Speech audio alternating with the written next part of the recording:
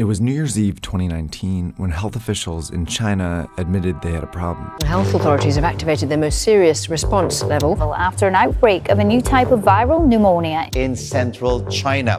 A rapidly growing number of people were developing a dry cough and fever before getting pneumonia. And for some, it turned fatal. Doctors have named the disease COVID-19, or Coronavirus Disease 2019, indicating that a type of virus is causing the illness. When they tried to trace its origin, they found a likely source: this food market in Wuhan. Out of the first 41 patients, 27 had been here. It wasn't conclusive evidence, but Chinese officials quickly shut down the market. They had seen this happen before at a place just like this. Health officials are trying to get a grip on an alarming outbreak of SARS. The virus originated in mainland China. Has spread across the country. The disease had been festering for months in southern China. In 2002, a coronavirus had emerged at a very similar market in southern China. It eventually reached 29 countries and killed nearly 800 people. Now, 18 years later, this coronavirus is in at least 71 countries and has already killed over 3,100 people. So what do these markets have to do with the coronavirus outbreak, and why is it happening in China?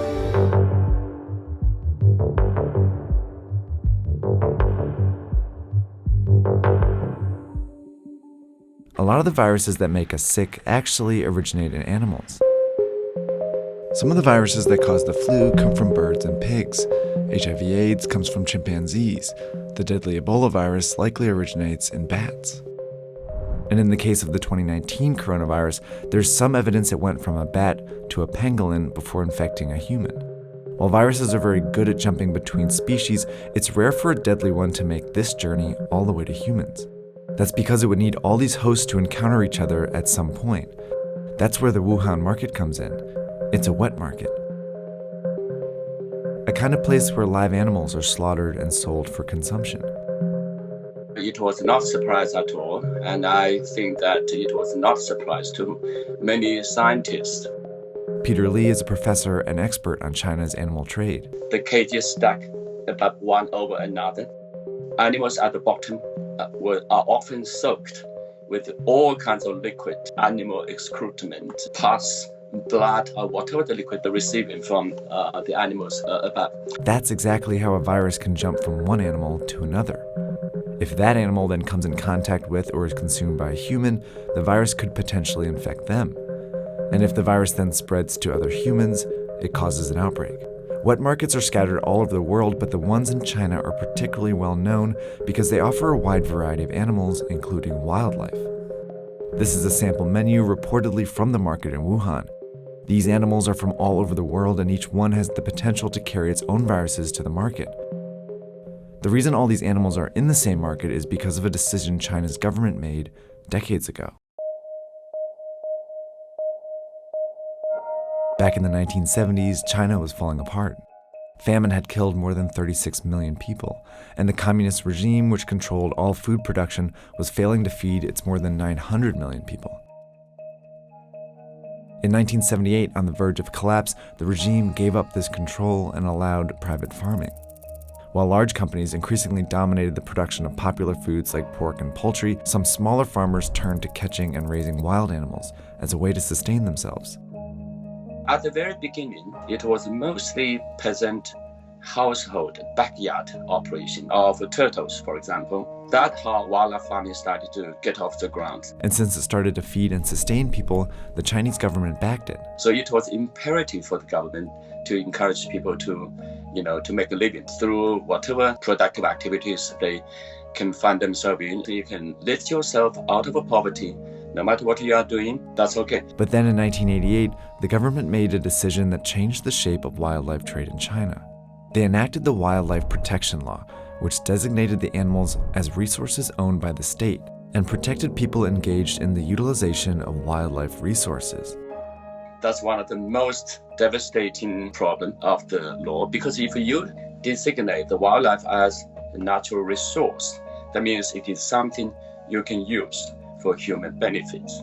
The law also encouraged the domestication and breeding of wildlife. And with that, an industry was born. small local farms turned into industrial-sized operations. For example, this bear farm started with just 3 and eventually grew to more than 1,000 bears. Bigger populations meant greater chances that a sick animal could spread disease. Farmers were also raising a wide variety of animals, which meant more viruses on the farms. Nonetheless, these animals were funneled into the wet markets for profit. While this legal wildlife farming industry started booming, it simultaneously provided cover for an illegal wildlife industry. Endangered animals like tigers, rhinoceroses, and pangolins were trafficked into China. By the early 2000s, these markets were teeming with wild animals when the inevitable happened. The latest on the deadly SARS virus, the worldwide death toll up again today. China has reported more than 1,400 cases of infection nationwide. It is what health officials have feared all along. In 2003, the SARS outbreak was traced to a wet market here in southern China. Scientists found traces of the virus in farmed civet cats. Chinese officials quickly shut down the markets and banned wildlife farming.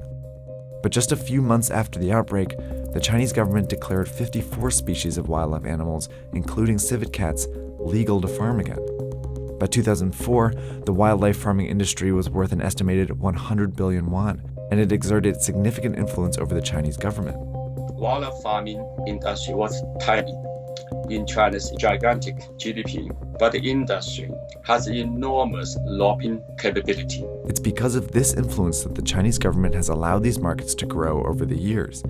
In 2016, for example, the government sanctioned the farming of some endangered species like tigers and pangolins. By 2018, the wildlife industry had grown to 148 billion yuan and had developed clever marketing tactics to keep the markets around. The industry has been promoting these wildlife animals as, tonic products, as, bodybuilding, as sex enhancing, and of course as disease fighting. None of the claims can hold water. Yet these products became popular with an influential portion of China's population. The majority of the people in China do not eat wildlife animals. Those people who consume these wildlife animals are the rich and the powerful, a small minority. It's this minority that the Chinese government chose to favor over the safety of the rest of its population. These parochial commercial interests of small number of wildlife eaters are hijacking China's national interest. Soon after the coronavirus outbreak, the Chinese government shut down thousands of wet markets and temporarily banned wildlife trade again. Organizations around the world have been urging China to make the ban permanent. Chinese social media, in particular, has been flooded with petitions to ban it for good this time. In response, China is reportedly amending the wildlife protection law that encouraged wildlife farming decades ago. But unless these actions lead to a permanent ban on wildlife farming, outbreaks like this one are bound to happen again.